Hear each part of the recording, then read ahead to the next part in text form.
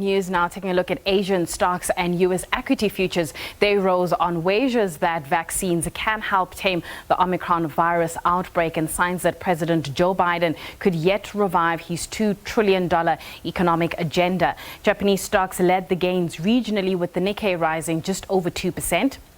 Looking at what's happening in mainland China, those particular stocks closed higher, with the Shanghai Composite up 0.8%. Hong Kong's Hang Seng Index gaining just over 1%.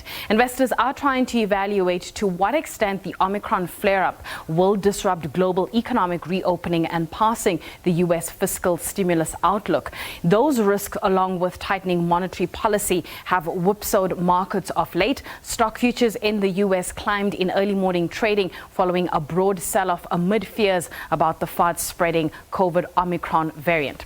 Well, I decided to have a conversation with the finance ghost, whose job it is, I suppose, mandate it is, to explain the markets in a less scary way. We had a discussion on the review of 2021 and what his investment strategy was going into this particular year. Have a listen. Coming into 2021, I had COVID, which wasn't a great start by any means. And I made some investment decisions while I had COVID, which I can now confirm is a one-star experience. Don't do that. They were like my worst trades of the past sort of 12 months. But coming into this year, my investment approach was what I suppose it has been for a while, which is a nice mix of global and local. I use a healthy amount of exchange-traded funds, ETFs, just to bring some beta into the portfolio, like the market return.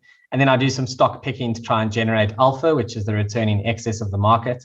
I have a little bit of a value bias because I believe quite strongly in fundamentals. I look at the underlying business and the cash flows. I mean, I am, my academic background is as a chartered accountant. I understand that stuff, at least to an extent. So I do have a value bias. I'm industry agnostic. I'm happy to invest in pretty much anything.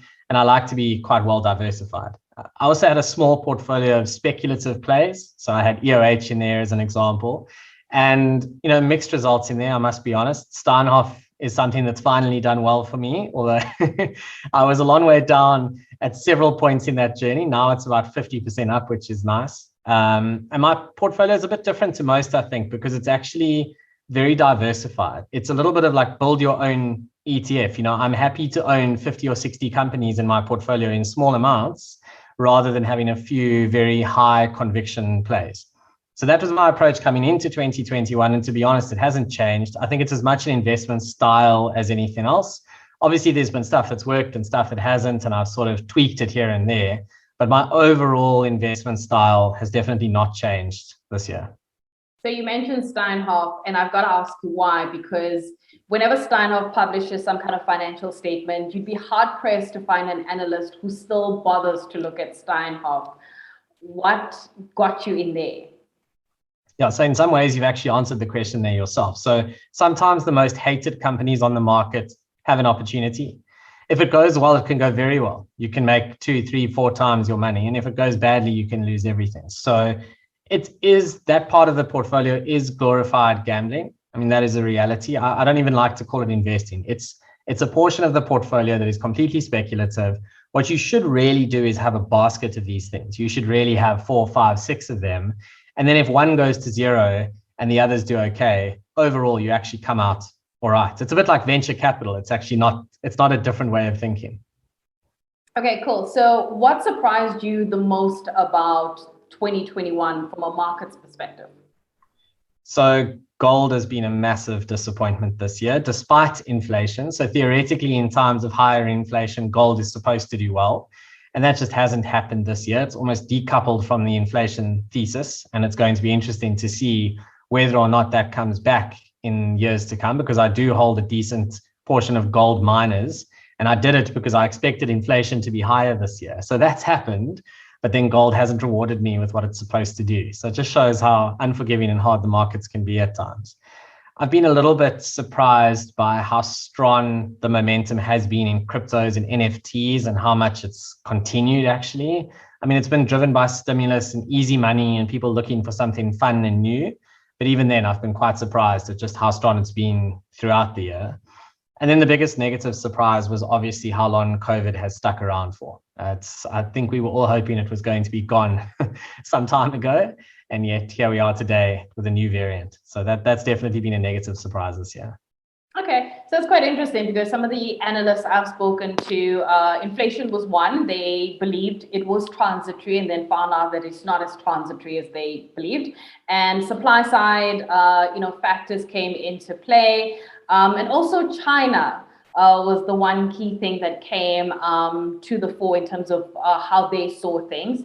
So let's talk about, market signals. I mean, a lot of the analysts might think that there's a lot of noise around the markets. And so one has to try and look out for like key signals to kind of ascertain as to where to from here.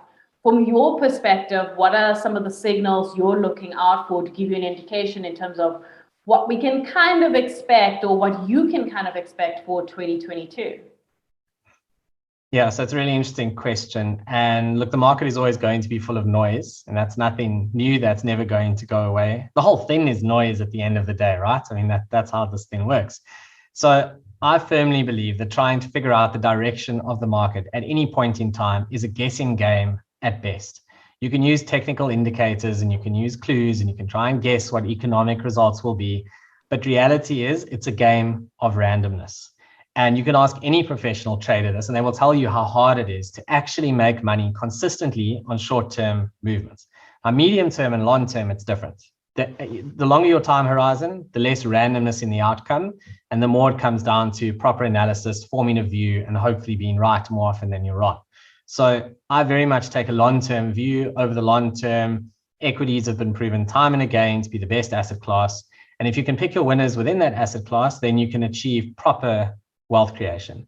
The shorter term enthusiasts or the swing traders, they're looking at stuff, or certainly when I do those sorts of trades, which I do from time to time, I'm looking at signals like valuation multiples relative to peers, and not just peers, but also the company's own history. That's something I've learned this year. Sometimes you need to look at what Microsoft is trading at versus where it has before, not just versus its peers, and then trying to figure out if that makes sense or not. Can be quite a useful tool, actually. The best indication, perhaps, of what a Microsoft is worth is what people have been willing to pay for it up until now. So don't ignore that type of stuff. Obviously, the company's earnings results and the timing thereof and what you expect to potentially see, how much is actually priced in, that is also for sure a guessing game, but you can make really educated guesses as opposed to trying to figure out the very short-term movements in the markets. And the other signal, of course, that people use and use with great success is basic technical indicators, which I do as well. So support lines, resistance lines, moving averages, all that kind of stuff can be very useful. It can also get very esoteric if you do it to an extreme. I think it stops working. So there's a nice balance. If you understand a little bit of fundamentals, a little bit of technicals, I think those are the sorts of signals you would look for in trying to figure out specific stock moves. For broad market moves, up, down, sideways, I really do believe that's more guesswork than anything else, honestly.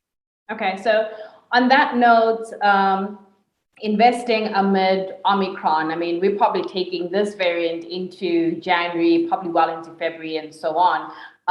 What are you buying? What are you selling? What are you staying clear of?